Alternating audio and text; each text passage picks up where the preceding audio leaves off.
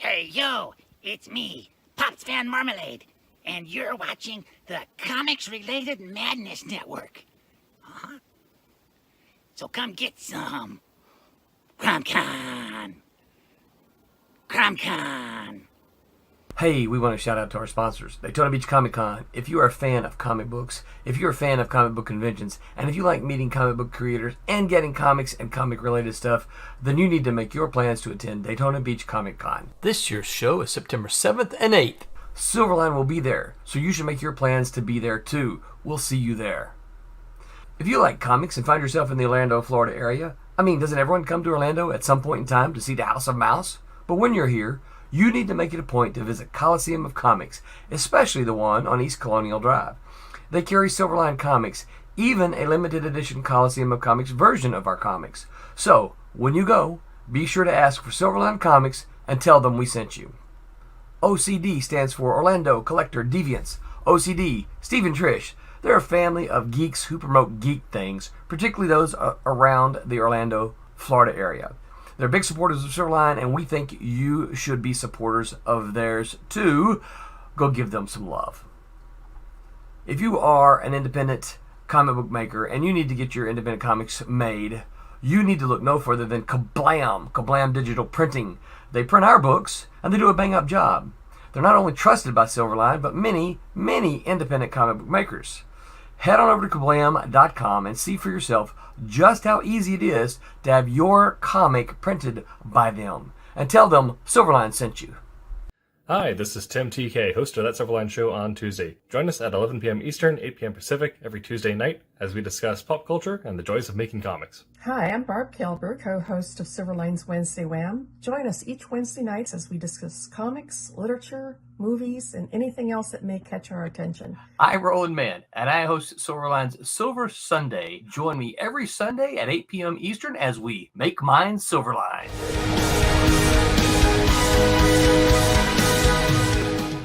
Creating beyond calculation, beyond politics, and beyond the big two welcomes Silverliners to the wonderful world of Wednesday Wham. I'm your host, Dean Zachary, and I'm joined tonight by our standard crew, minus one, but we're gonna push through and make it happen anyway. We have Barbara J. Kelberg, the Empress of the Inks, Rob Davis, the Paragon of Pencils, both wizards of wordplay. We have Barbara J. Kelberg. Except someone's watching. That's me. I thought I had it muted. Up. Wow. No worries. We also have our wizards of wordplay, Rory Boyle and Scott Wakefield. Welcome, everyone. We have a really special show tonight. We also want to give special thanks to Comic Madness Network, who is helping us reach a much wider audience than ever before, which means, hey, we got to be on our A game, kids. So no pressure or anything. But hey, what about a B plus? B plus. Where you said kick your feet up kind of night. See if we can skate through here. Nice glass of rosé, kick your feet up. That's what I was expecting. Yeah, just kicking back, just just put on some smooth jazz, just rambling on. Yeah. Tonight we're going to talk about playing all the hits for you. Oh yeah, it's true. Wolfman Rob been on radio before, I can tell. Wolfman Jack. He would fit right into tonight's. Would he not? Yes. Especially thematically tonight. We're talking about comics and local legends, keeping with our Halloween theme here for October. We're going to talk a little bit about regional legends, local legends from our necks of the woods. All from the tri-state area. Yeah, which ones would be Tri-state area. Which ones would make great comics or just great stories in general? Scott, I know you're itching to tell us about the tri-state area local legends. So get us started tonight. Oh my goodness, you don't want me to get started. Everybody else can just mute. Everyone please mute your mics. I'll be talking until about 9. Yep. 45 Eastern. I'll take the next 2 hours after that. Wow. Okay. I will get the ball rolling. And Please I will take a deep breath and get the pumpkin rolling. Interject. Okay. Get the pumpkin rolling. Yeah, that's good. Wow. Not bad. So if we're going to talk local legends, I would like everybody to get out your gazetteer or atlas, please, or your globe, and spin it around till you find the Atlantic Ocean, and then go down to New York City, and that's not where I live. then go up and over towards Lake Erie and Lake Ontario toward Buffalo. That's where I live. In Western New York is called by the there's the Seneca and Iroquois. And forgive me if I mix anything up. I apologize. It's just my ignorance. There's a term they use called the Western Door, the Western Gate, and it is a spiritual term for tribal beliefs and movement of spirits between the other world and here. And so we have a whole realm of native lore for Western New York. I mean, specifically like Finger Lakes and up through to Lake Ontario and Lake Erie, which is really cool. And Lake Ontario has a sea monster, and the Niagara River has a sea monster. And we've got big feats and tons of big feats, associated Sasquatches in various forms. We have giants and records of giants, and so many cool goblins and beasties. We also have a little bit of, and I'm going to tie it into Steam Patriots. We've got a little bit of Revolutionary War connection with Old Fort Niagara, which is at the base of the Niagara River. A beautiful spot. I would recommend visiting it if you're want to be on a magical history tour. Go see Fort Niagara. Roll up for the history tour. I knew that's coming. Very nice. Yep, thank you. And there's a really cool story of an actual musician, and I've read different accounts and how he was either the fort musician or a local musician that was kind of there, entertaining, but he had a little too much of the sauce. So a lot of stories like this though do involve a little too much of the sauce, and then someone that's someone all has good stories. This amazing tale that gets recorded in legend. And he was put in the Hoisington, the clink, the clanger, he was locked up in the fort, and it came out he was raising such a ruckus, such a rumpus, that the jailers let him out, and he was insistent that a hobgoblin had given him the tune that he then immediately penned. His last name, John Carroll. I'm going to have to look him up again, but the tune is now, it was recently it was unearthed and was performed at the fort. But yes, the tune was given to him by a hobgoblin in the jail cell. And that is the rumor true that Ozzy Osbourne also knew that tune earlier in his career? I'm not real sure. Just throwing that out there. I'm throwing it out there. I'm wondering what the difference between goblin and hobgoblin. What fort is this? Old Fort Niagara. All right, so it's a Niagara hobgoblin. That's that works for me. Niagara. Oh, Rory, you just cut out. The spirits are stopping you from speaking. I didn't. You were frozen in like a time. Oh wow! From my screen at least. Oh man! The Niagara hobgoblin. Maybe we'll get Nick Fury to find him. We're going to end up channeling spirits here in a minute if we keep this up. Go ahead. I gleaned a lot of my local lore over the years. We have a local mythology and cryptids and mystery legend keeper here. His name is Mason Winfield. I'm going to give him a shout out because I've got a stack of his books, and he has a great online presence. He gives a lot of history tours, and he does all the local lore. Mason Winfield, if you want to look him up, he's got great books about all the spookies and scaries for New York and the Great Lakes region.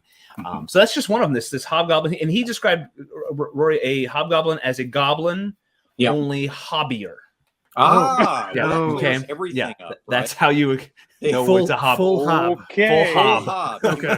Full hob. Not half hob. Just partly. You're right. But I love these. I love these stories. These are diminutive, smaller creatures about the size of halflings or dwarves. Are they? I think that is a general hobgoblin. And a hobgoblin is a very European creepy that made its way over here. Either in reality, I think it hung on to the bottom of a boat, or in the invasive species. Yes, very much so. It's pushing out the native goblins. It makes it hobgoblin. It has to be stamped out. This is good. That'll be my master's environmental study. There you go, Rory. So we're going to have a thesis statement. Now you have it. Invasive mythology. We're going to have a comic book called Hobgoblin. I like that. Hobgoblin. That's awesome. I think hobgoblin might be. is Green Goblin and Hobgoblin. Sounds familiar somehow. Yeah, I think. I don't know. Yeah, I think it sounds No one familiar. will remember. It's taken. So I will cede for a moment. I just wanted to prime the pump because there's lots of cool local stories that is awesome. That is really awesome. like. That's the type of thing we're looking for. We're talking about cryptids. They can be of any form, but we're going to stick mostly to the cryptids, the Mothman, the Jersey Devil, the skunk ape, the Boggy Creek monster, and even in my neck of the woods, which is Arkansas, sometimes known as Arkansas, we also have something called, believe it or not, a water panther. So, we've got all kinds of I've heard of that. Yeah, you've heard of the water panther, huh? I have too. It's kind of a were panther that is known for its blood-curdling scream, which if you hear it, you're too close and you need to run away.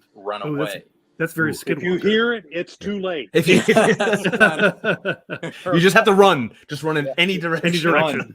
So, Barb, I know you have prepared well as always for this broadcast. So I want you to jump in and kind of share some lore from the Wisconsin area, and catch us up. I know what you're talking about. Well, yep. And you can help me out here, Dean. Sure, This is not as always. I'll be happy to add you to the. Wow. Yeah, hang on. That's a different one. Okay. All right. Scroll through whatever you need to. These are personal photos. Yes. Yeah, right. For vacation. Okay. That's I am going whoa. This is the Beast of Bray Road. Excellent. I was hoping. Dean just watched a documentary on it. He's totally sold. Yes. Yeah, I've seen that one too. So good. Yep, that's a good one. Did he roll us Loup Garou, which is the French name for that? Yeah, which is in the book Sirens that I'm coloring. Excellent. Tell us a little bit about the Beast of Bray Road.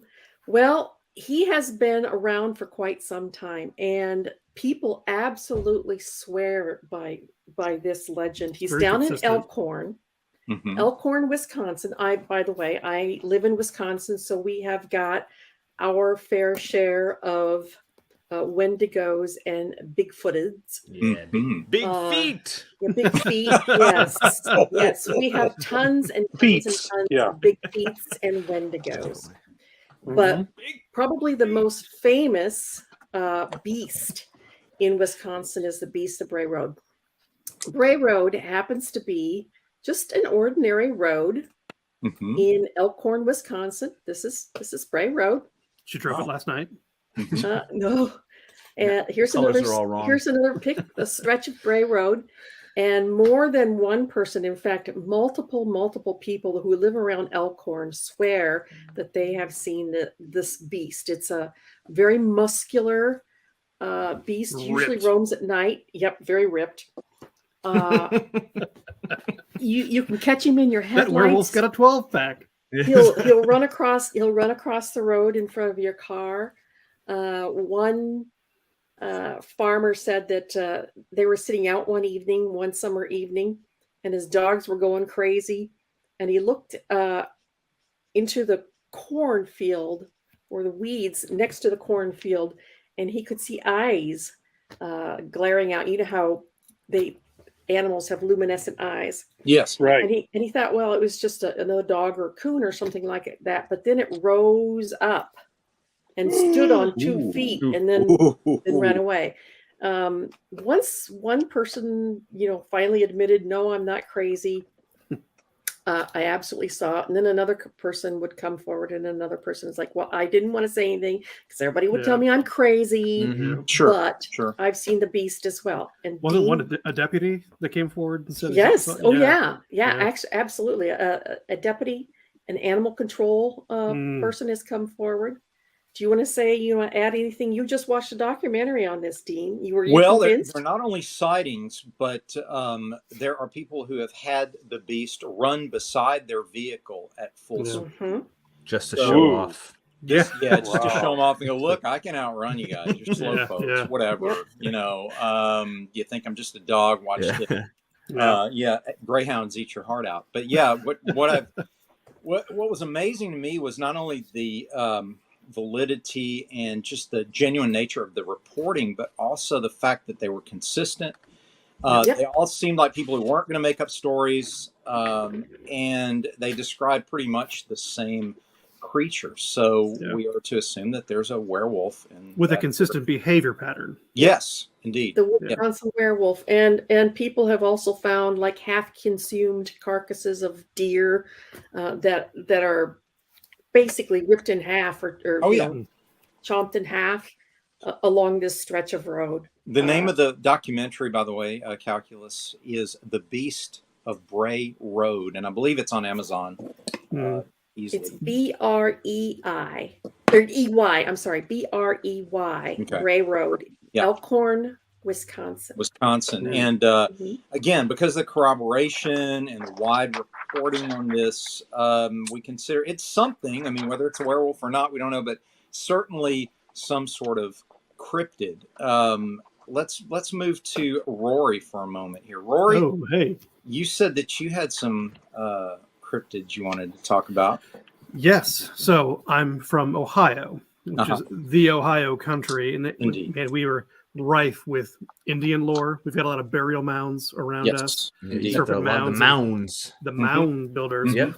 A lot of which haven't been excavated or exhumed for obvious reasons. Yes. And some of the tales say that there are giants buried under them, which is a common theme with Native Americans.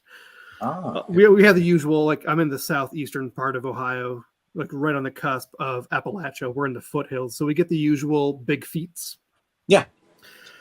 We also have in the more watery areas, like the lake districts or Loveland, moist. Zones. It's a heavy moist area. Zone. And there's been consistent reports. I No, moistlands. Moistland. Okay. Oh, man. Moisters. Moisters. So You know, they be professional moisters? broadcasters. Wow, are we? Yeah, we're not. We'll leave it to you guys. We're working on it. Anyway, go ahead. Go ahead. Steep learning curve. So in the moister areas, we've had several accounts since the 1800s to today about giant frogs.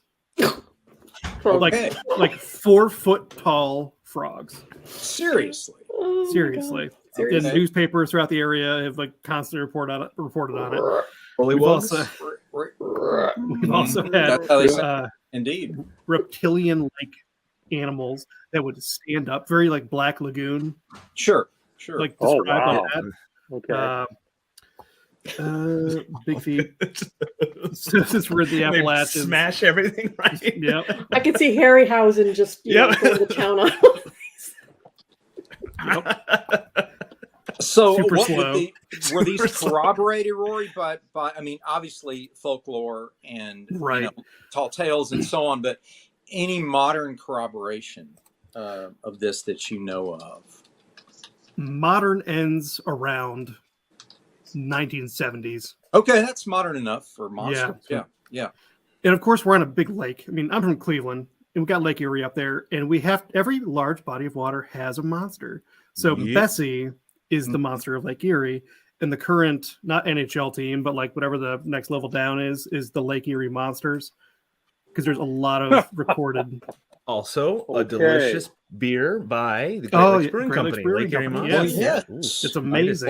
Nice plug. They're paying very you good. well, right, Scott? Brought to you by Great Lakes Brewing. Very nice. And going back to your mounds, I Mhm. gotta push my old stomping grounds, Moundsville, West Virginia, Right. near the penitentiary. There's something. It's like the tallest mound or something like that in Moundsville. Okay. It's really cool. If you like that sort of low key history.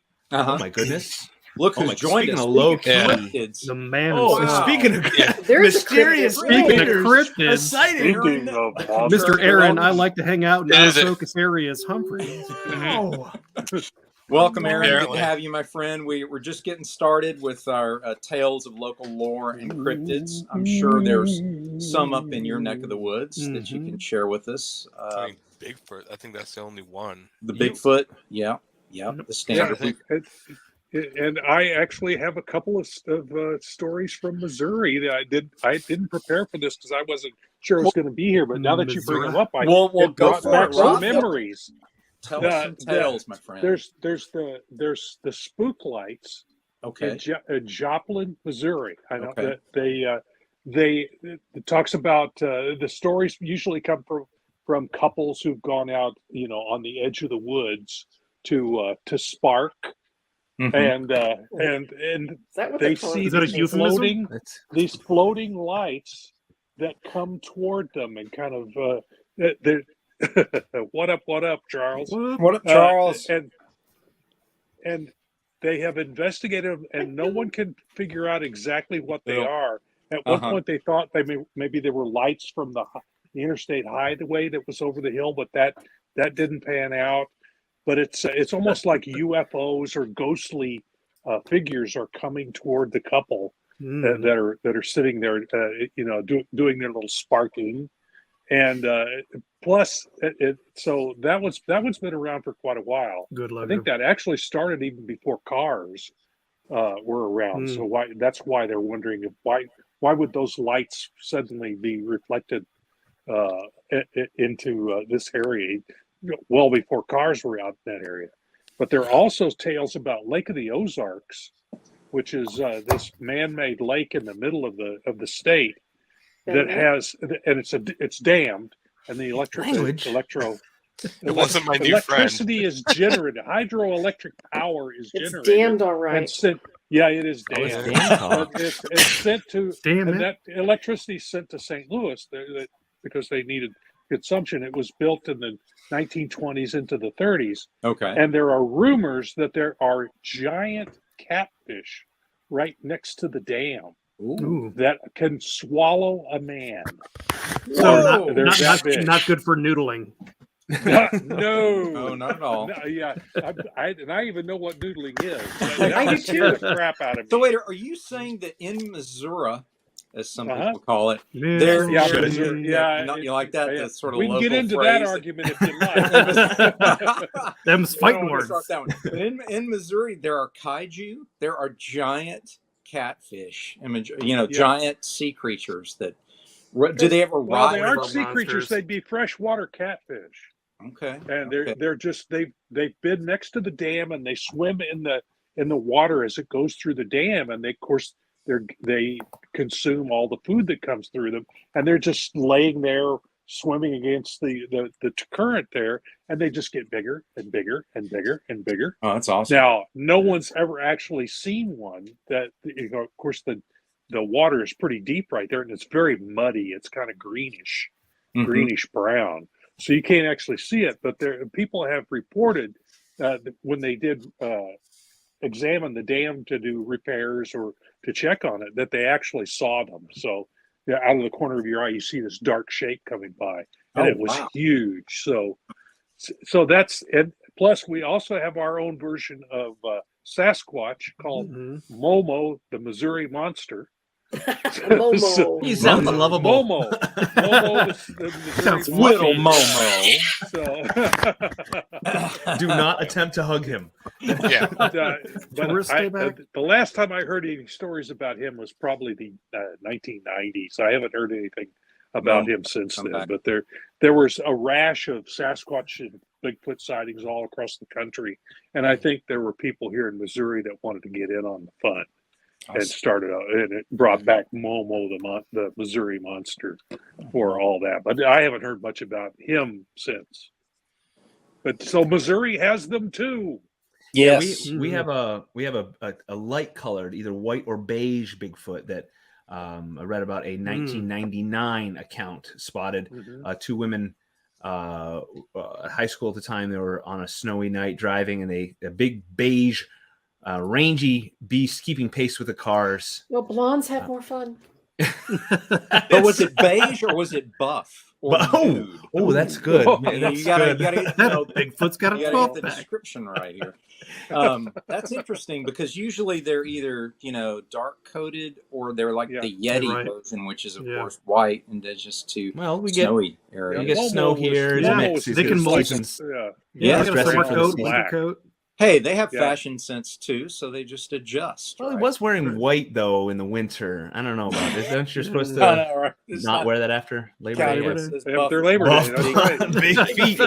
There's your comic series right there. There's your comic series. New beauty standard. Wow, it's just it's amazing So, here. Rory, green. Rory, you mentioned the Lake Erie Bessie. monster. Yeah, Lake Ontario has a serpent. The native name for it is Gassiendietha. Common spelling. Kingsty from Kingston. That's on the other. That's in Canada. Yeah. With sightings, there's pre-Columbus sightings of it, and then early fur traders along the lakes spotted seeing a 30-foot snake in 1817. A ship spotted it at 1 foot in diameter, 30-foot snake, and then 20 to 30 feet. And then there's an 1833 account. Captain Kellogg was aboard the Polythermos. That is multi-thermoses. That's what it stands for. He spied a 175-foot blue serpent on his way to Kingston Harbor. And then that's amazing. Close to me, Olcott, New York is north of me. 1872, city residents of Olcott witnessed a, quote, bellowing monster leap 50 feet out of the water before making its way northward out of sight. And then some of them even claimed that it was flying and spewing flames. So I think the story got a little just hey, 175 foot, but wait, there may have been some alcohol involved. Exactly. Well, that's interesting because I was looking up Lake Erie stuff. There was sea serpents in the 1890s. Cataloged in Lake Erie. Yeah, they got them on the Erie Canal as well. They say there's Erie Canal. I feel like would be hard to hide in because it's not. It's only. I mean, it's like 30 feet deep. So, but what do we? Which one's this? This one's Barb. Is that Nessie? Barb? Yeah, that is actually Peppy, the Lake Pepin monster here in Wisconsin. We have obviously we have lots and lots of lakes up here. We have the Devil's Lake monster. We have Bozo, the sea serpent of Lake Mendota. This happens to be. It's spelled a little differently. But this is Peppy, the monster of Lake Pepin. We have a lot of Native American legends up here, and a lot of them also involve lake monsters. So I wanted to show you my lake monster. Excellent. I sent you a earlier, Barb. If you can bring that up, I'll describe that for the folks. Yes. As big as a boxcar and gray all over with fins across between. They say it's a cross between Bigfoot and a sea serpent or a puma. A very odd creature in the White River near Newport, Arkansas, which is up in the north central area of the state. And this particular creature has a very wicked cry and was seen quite a bit in the 70s. Especially, but even a bit more recently than that.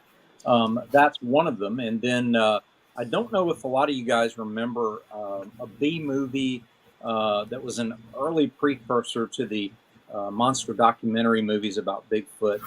It was called The Legend of Boggy Creek. Oh, I've seen that. Yeah. That also took place in Arkansas. And it's a pseudo-documentary film, not really, but about some folks living out in the country who are terrorized by a Sasquatch. So we have a story about that. Yes, pretty scary. I saw that when we were teenagers, and back, this is in the 70s when The Legend of Boggy Creek was actually looked pretty terrifying. And if you look at it now, it's such a cheesy movie, but back then it was terrifying. Fun. And we went to see it at our local theater, my sister, my brother, and I. And we came out, and it was very, very foggy. And we lived in the country, and we were going home, and my brother, being a brother that he was, brother, yes.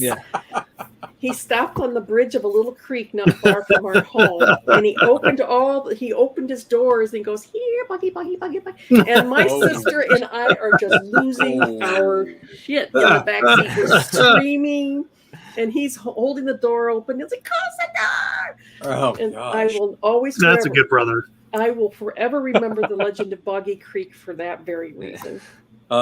The particular poster for that was very creepy. If you remember it, Barb, I just sent you a visual if you received it there, but it showed the typical silhouette of the Sasquatch, kind of wading through some shallow water, backlit by what looks like a foggy sunset, right? So, I mean, just that image there, you're like, I don't want to be anywhere near that, whatever whatever that is.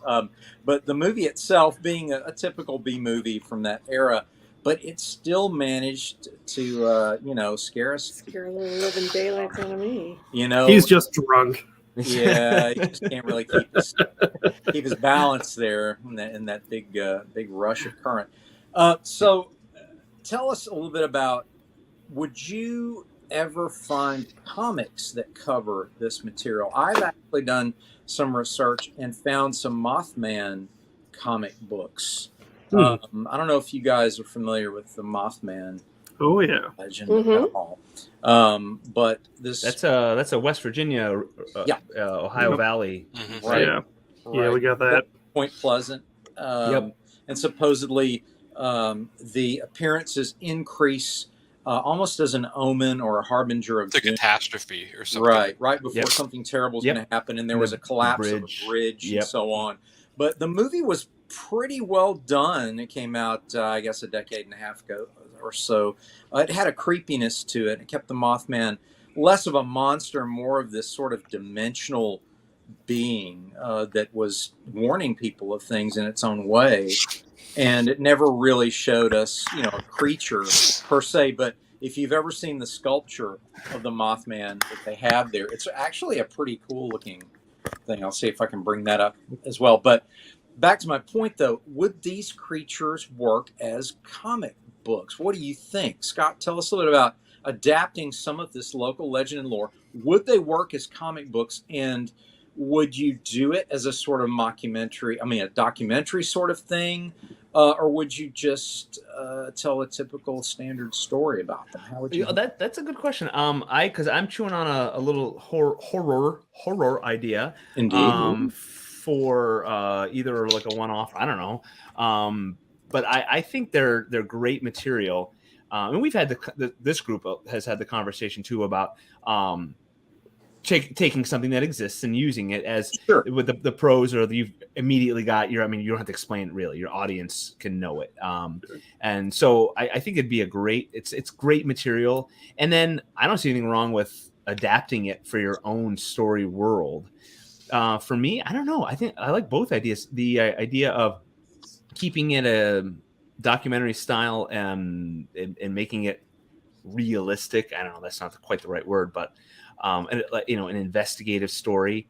But also they just make great monsters. So I've not given a lot of thought to monster stories. It's not been I love them, and so I don't know why I haven't thought more about writing them.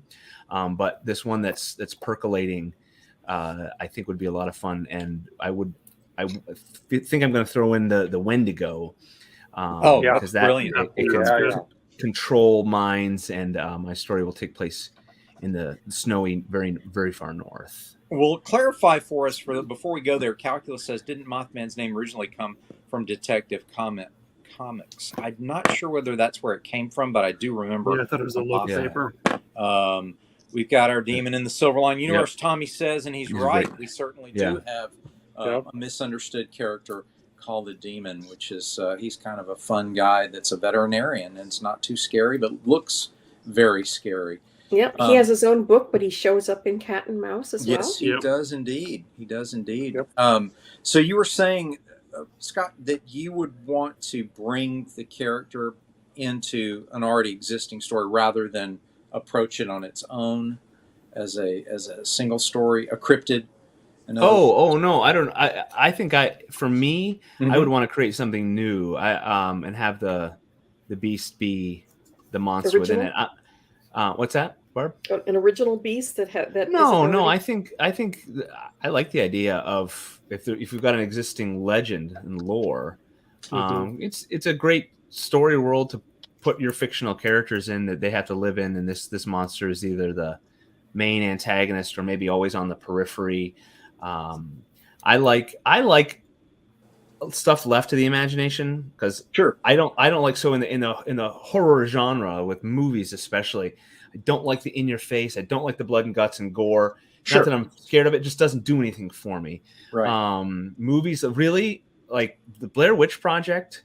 That movie freaked me out, and when I saw it in the theater, I had read about it. That movie's a great study in storytelling, having no budget.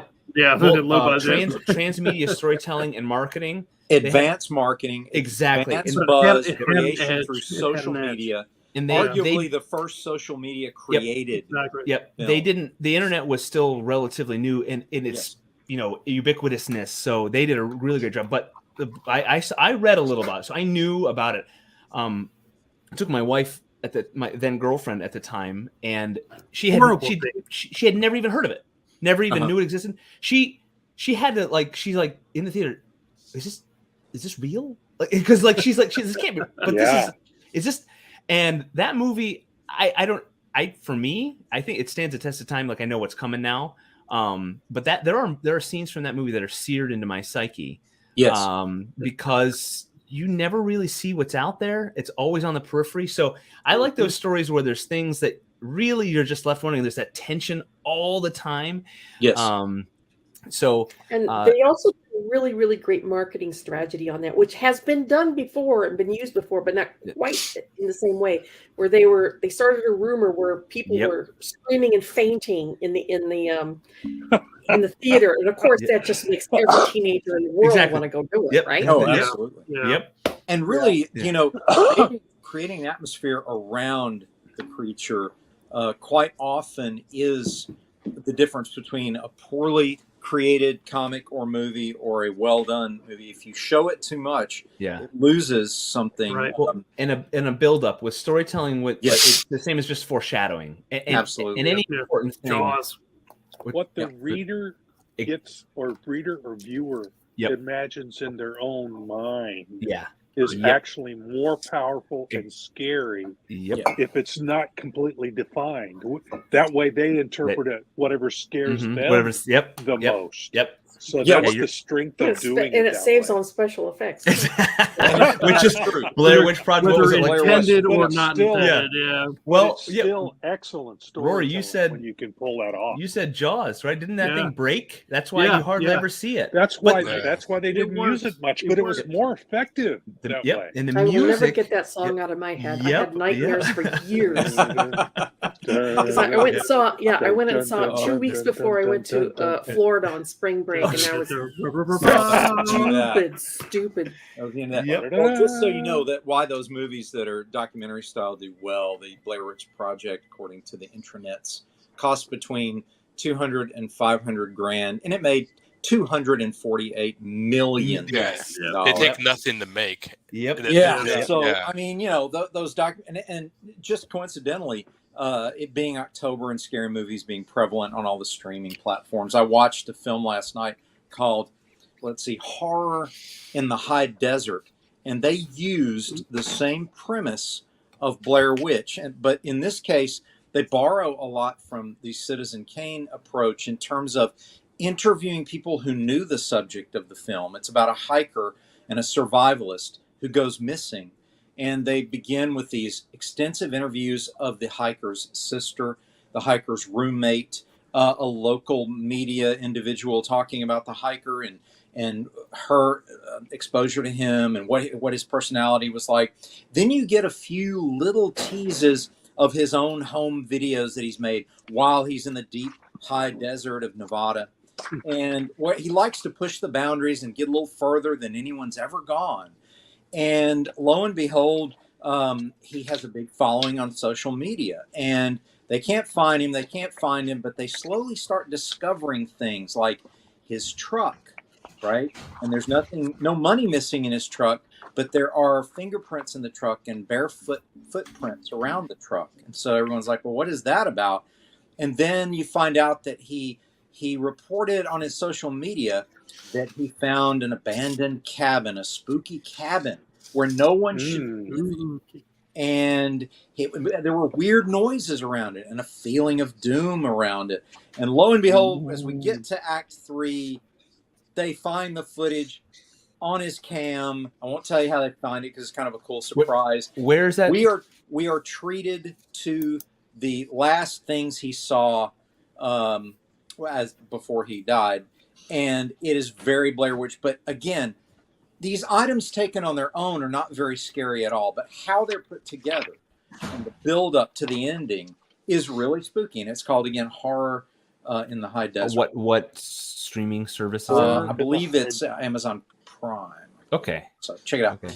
But anyway, Or that in being the high said, desert. yeah, you can you can do the same thing with comic books in terms of really writing the environment, writing the supporting cast, and giving glimpses of the cryptid, the monster, whatever it is, and then only showing it there at the end would work tremendously well. It worked really well for Alien. I think still that first movie works so well because we rarely see the alien, but just a few times. So again, to Rob's point, tip of the iceberg approach with monsters. Just really show them briefly, very quickly, in the shadows, how they move and so on. Or just little bits and pieces Little bits of them, and like pieces. a claw. You want to do a big reveal at the end, that's cool. Just don't keep it on screen too long. Some of that works well. We haven't asked Aaron if he's got any cryptids in his area. I said Bigfoot. Well, yeah. I think that's the only Does I know it's stretching a bit far Pacific Northwest because I was up in Ketchikan and that's a long ways away, but there is a bit of that stretch to the Tlingit and the Raven lore and the Kushtaka. That's what I'm thinking. I'm thinking there probably are some Native American folklore, but I'm not aware of it. Yeah, I was thinking like Native American cryptids or something. There might be something, but I have not seen it or researched it. Bigfoot's usually the one we see the most. What about the Wendigo? I know that's we got plenty of those here. That's a prevalent lore. Is that one of the ones up here in the Northwest? Well, yeah, they're pretty. Is it okay? It's like it's Bigfootish. I think it's a little different. It's a little different. It's more of a creature that can psychologically mimic individuals that are close to its impending victim. Okay, it's not what I thought it would. That's not what I thought. Okay, I have it wrong. It brings its prey in through mimicry, voices, and subterfuge, and consumes the prey, and then gains the voice and some of the characteristics of its prey. That's like the salt creature in the Star Trek episode. Yes, a little bit. What is it, Man Trap? I think it's called. One of my favorite Star Trek episodes. The Kushtaka do similar. They're shaped. A lot of they're shapeshifters. I think all the native. It seems like every native lore has a shapeshifter. Changeling, And Tim might know more. I don't know. I'd be curious to ask him. Yeah, I think he's into that sort of stuff. The Kushtaka will mimic a deceased relative. Yes, and call you in, and then I don't know if it's always water, but they'll drown you, and then you become one of them. I told my Kushtaka Bigfoot story in Alaska, talking about Rob and Dean's the horror in your mind. Yes, so we're north of Ketchikan. I was stationed in Ketchikan, and it's beautiful. If you can ever go up there, again, another place highly recommended. North of Ketchikan is Helm Bay. And the Forest Service keeps cabins all over. I mean, they're all over, and you can rent them. You can go online and you can rent them if the Forest Service is not using them, and they use them a couple times a year. So they're real cheap. So we lived on a boat. We took our boat up there, and you're like, you don't have to go far down up there to be in the middle of nowhere, and it's so cool. So we took our boat. It's up this bay, this cove, way in, and they have a dock that floats, and it's attached to pilings. So you have to dock your big boat and take a dinghy, a rowboat, your small boat into shore, and there's a cabin. So we have this dinghy with oars, and the tides will go 10, 12, 15, 18 feet. Oh, yeah. Insane. So we drag, it's a fiberglass boat. We drag it way up into the way above the high water mark, and I take the wooden oars, leave them in the oar locks with the pins, and put the paddles down in the boat like you do with a rowboat, right? Right. So we spend the night. We have a great evening. Next day we hike around, and it's me and my kids and my 9-month pregnant wife, and we're getting ready to go back out to our big boat. And I walk down to the dinghy, and one of the oars is missing. It's a 8-foot piece of wood, 6-foot piece of wood. Like, where did it go? And it didn't just blow out with the wind. Exactly. It's a wooden oar with a brass pin. It doesn't, it's not locked in, but and so that first thought was, the water came up and floated. No, because if the water came up, it would have floated the boat away. So one is there, one's gone. And so I just did a kind of spiral walk around and around. Nowhere, anywhere. And so then, of course, the gears start turning. Is someone messing with me? Did somebody show up? We would have heard an engine. We would have heard another boat show up. So I do that, like is someone who's watching me. So then we have to think about, I have to go out to our boat, and all the movie scenes are playing in my head. We have one radio, one 45 caliber pistol. Oh yeah. Which one do I give to my wife and the kids? And I said, I'm going to leave the radio and the gun with you. I'm going to go out to our boat, and our boat has a radio. If there's a problem, call me on the radio. So I have to take our dinghy with one. The script writes itself. Right. Yeah. Right. So I'm 40, 50 yards or offshore, and and then nothing happened. But it's just that it was so strange. So I told this story when we got back, and there's a guy. He's like, Bigfoot. Right away. Bigfoot. He said they love stealing axes. The axe handles. They knock the. I'm like, right? He said they like so. But if you're Bigfoot, why don't you just grab a stick and knock it on a tree? Why do you have to steal an axe handle because you live in the woods? Because it's different. They're different. They're just a bunch of kleptos. I have no idea, but it's just terror. It was such a weird moment because I can't figure it out. Where did it go? And it was too big for our dog to grab. Our dog would not have, and she doesn't do that. So very strange, very strange. So that's my some other creature may have come by and grabbed it. Yeah, got that one. No clue. You guys undoubtedly are familiar with the Japanese ghost creature that we see a lot in movies ever since The Ring came out. The Onryu, the vengeful ghost, usually that's died in some tragic way before their time, very often personified as a young girl wearing white with long, stringy black hair and so on. Very common visual. The Grudge played to that as well. And I think it's interesting, the cultural influence of Japan, not only in comic books and manga, but also in our horror field, because before, most of our horror has either come from the ancestry of our own ethnic cultures before we came to this country, Native American cultures indigenous to the country, but now, Japanese culture becoming more prevalent and more and fascinating. Have any of you guys ever seen or heard of anything in local lore that is similar to the vengeful water spirit that we see so often connected to water in films like The Ring? Anybody have that near any of their folklore in any of their regions? All the water monsters seem to be just monsters. Because there's also there's the legend of the hag, right? That's usually the water hag, and those tend to be similar to that particular Japanese. Not so much over here. No, you don't have that. That's interesting.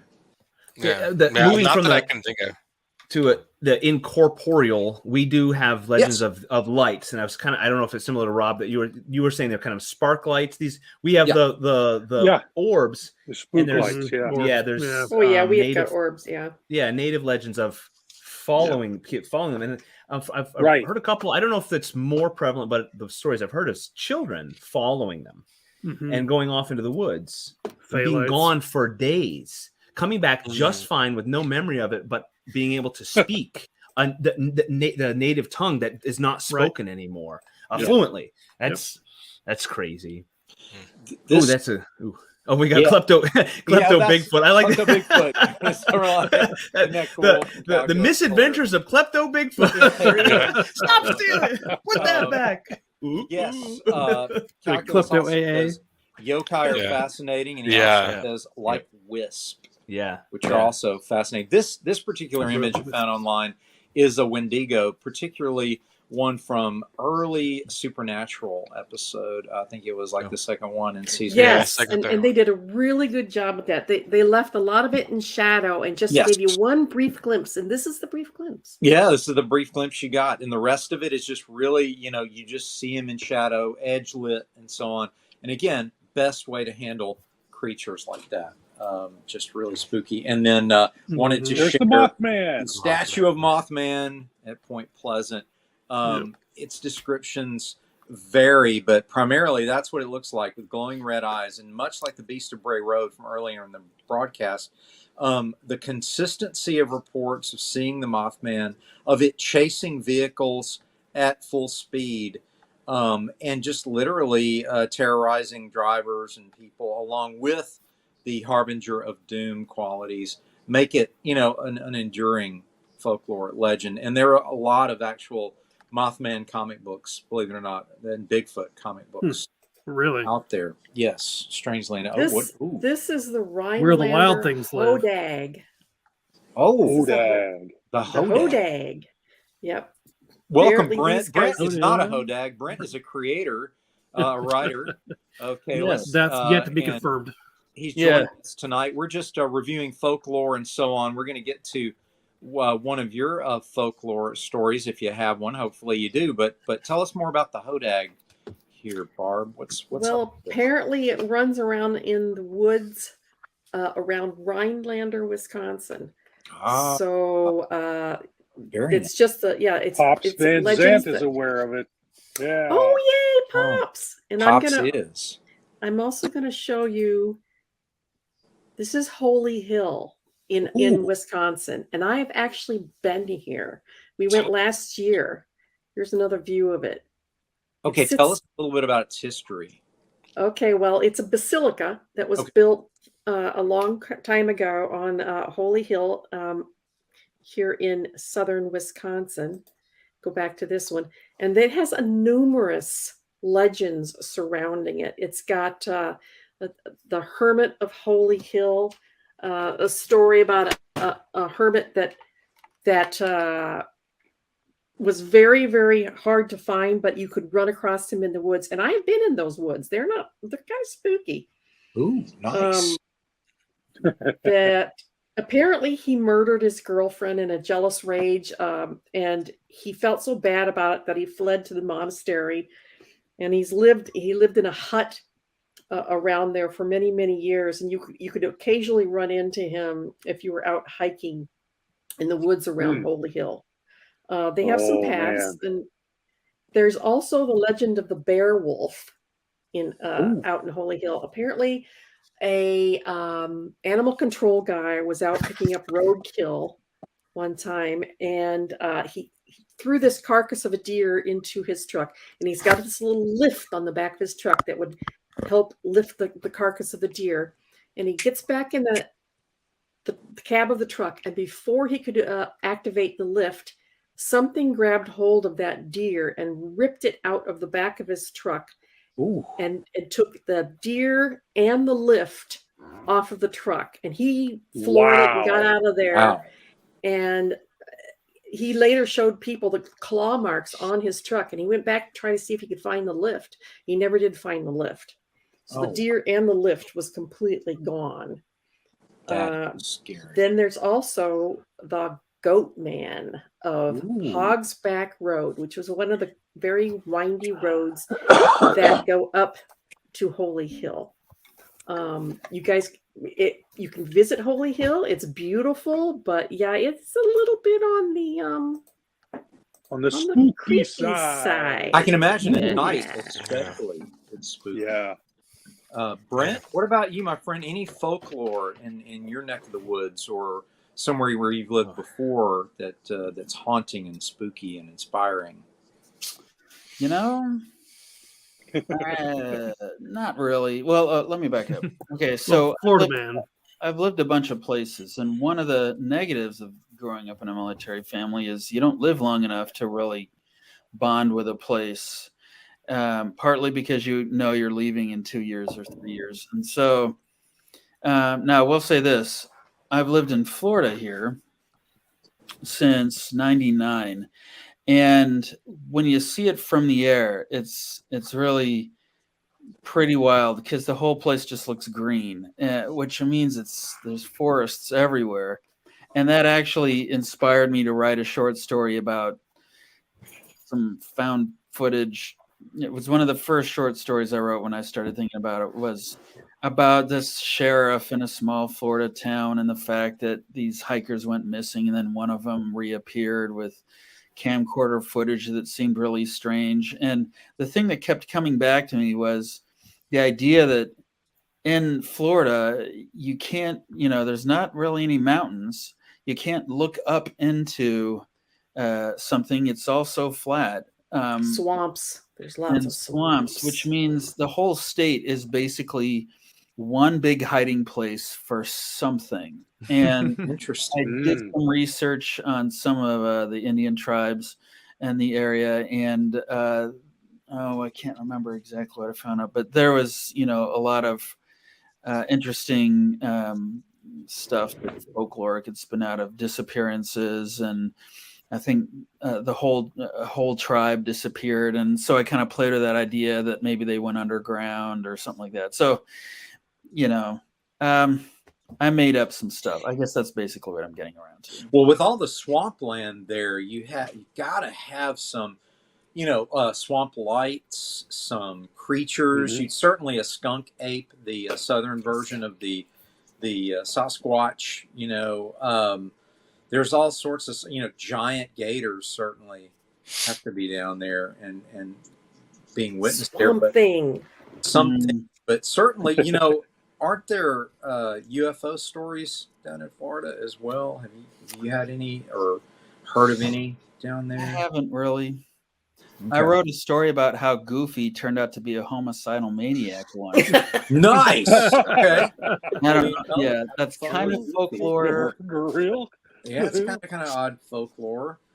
We got bored as teenagers at Disney World one night and decided, what if a serial killer dressed as Mickey started, sabotaging all the rides after dark? Ooh. And it was that was kind of along those lines of, That's good. the serial killer too. Yeah. So, and he would whistle, fun little childish little, whistle up while you see a shadow of a giant pair of shears cutting a rope to one of the rides. But anyway, just turning some scary things into things that aren't naturally scary can be fun as well. Philion says, haha, Phil man, yes, I've been called a cryptid before. Okay. Yeah, we got a lot of fun commentary here. What about the dog man, Phil? Does anybody have a dog man story? I know somebody mentioned the goat man. Was that you, Barb? That was me. Yeah. Okay. The goat man of Holy Hill. Okay, so Hogsback Road. The goat man, is it similar to a werewolf? In other words, it's a humanoid with a goat head sort of a thing? Yep. Cloven hooves. The backwards legs. Nice. With a human body on the top half, but he has horns. Yes. Interesting. And no origin. One too. No origin to. Well, look at this. I think I have a cryptid in my room. Pardon me. Come here, cryptid. I don't even know what that is. Ladies and gentlemen, it's a good time to introduce you to the cryptid. This is the fearsome snow fox called Boo. She is the bane of all squirrels in my yard. And is that blood on her lips? Indeed, it is. Squirrel is gone. Another squirrel is gone. Good girl, Boo. Good girl. You don't have a lot of young kids in your neighborhood, do you? Not anymore. Not anymore. Not anymore. Yeah, she when Daddy's down in the basement studio too long, Boo likes to join in and listen to what goes on down here. But yes, your next move. The snow, good name for this dog. Snow dog. The snow dog. So it's a fawn. Calculus is referencing the goat man. Yes. Pretty much. So the fawn. That is a very common European satyr, isn't it? And a satyr. Satyr is another form. Yes, it's another form. Any manga there, Aaron, that brings out folklore from Japan that comes to mind? I always like getting strange creatures from there. You have the fox. The kitsune? With the multi tails and so on. That's mostly a samurai. Seen mostly in samurai type tales, the kitsune. What are they? What's their story in general? What's their legend? I'm not sure. I think there's not tricksters. I'm not really sure. I'd have to look up and read. I think every single society or people on Earth have got their version of the trickster. Yeah. Yeah, absolutely. The Native. If it is one, it's more of a coyote. Yeah. Yeah. It's more of a benevolent one that helps you rather than does mean things to you. I don't know where he got it, but my father, who's Swedish, used to say we had eepers in the wall. Oh, when we were growing up. Yeah, we had eepers, EEPERs. Okay. Eepers. He's like, what happened to my shoes? Oh, the eepers must have got them. There's eepers in the walls. And like when we were kids, we were always looking. There's eepers around here somewhere. What the heck? Eepers, creepers. What is it like a cootie? You just say it and you don't know. We have no idea. We have a wandering black hole at my house. It'll come by and pick up a sock. Yeah. And take it. Yeah. And then it brings it back a couple of weeks Those are later. eepers. Yeah. My it's wallet a wandering and black keys hole at our house. end up there. Yeah. Pajama people. The pajama people. Yeah. Okay. It's this now. Calculus says a child drowning creature with a cucumber addictions and tries to extract your soul from your back. They're like these. Have you ever seen the? They're like these. They've usually been drawn as a turtle-like creature. They have like water in their head, like their heads. So you knock the water out of their head. That's one way to get rid of them. Just mini lynch, but they do like cucumbers. It's supposed to be that. I like the monster that sucks the soul out through the ass. So you know. Yeah. Doesn't get much more fun than that, right? Yeah, it's great, people. So one thing we're going to talk about next week. This is kind of a tease. Is personal paranormal experience. Oh crap! I already told mine. Well, that's okay. Delete it. There'll be more. I got an hour of it. We're good. Yeah. And that's one of the elements I wanted to tease for next week. But one of the main reasons I wanted to get into the local legend and folklore is there is a rumor that Scott started that there's going to be a horror collection, possibly. An anthology? We don't know. An anthology.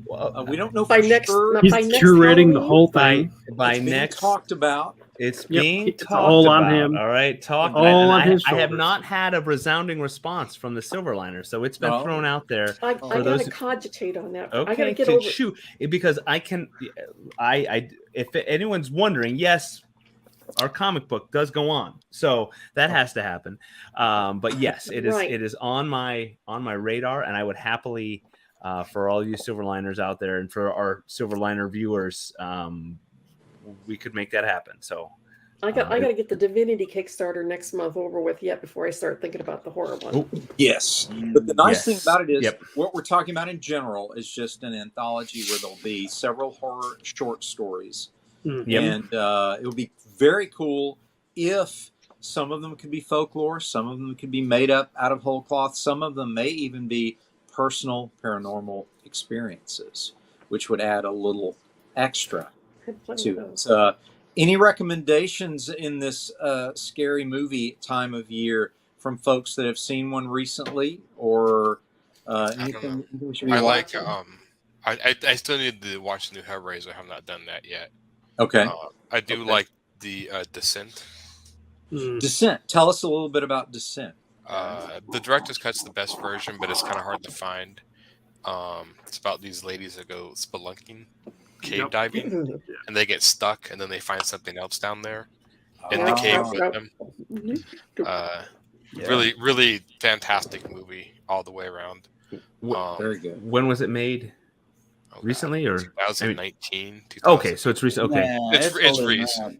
It's older than that. It might be. I think it is older than that. Let me see. Maybe 2015. Okay, Werewolf by Night. That's a new one, right? 2012, 13. Yeah, Roland says Werewolf by Night just came out. I watched it. We're going to have a review of that one next week. I actually have a piece of original art that I inked for that over somebody here on this screen. 2005. Okay, so it is really old. For some odd reason, I saw it sooner. Maybe I saw it more. But it's still a very well done movie. Okay. Calculus says From Hell. It's beautifully horrible. From Hell It From Came. Hell, yeah, that's that one based on Jack the Ripper. I think it's based on the Alan Moore book, but I'm not sure. Is it From Hell or is it From Hell It Came? I think he's saying something is From Hell It Came. Not sure. Drag Me to Hell is a good movie.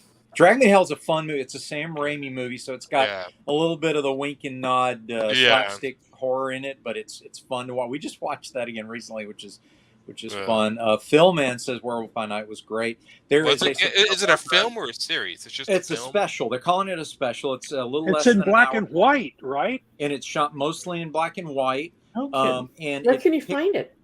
It is on Disney Plus right now. Disney Plus, yeah. For those of you who have it, you need to watch it. You need to watch it, Burke.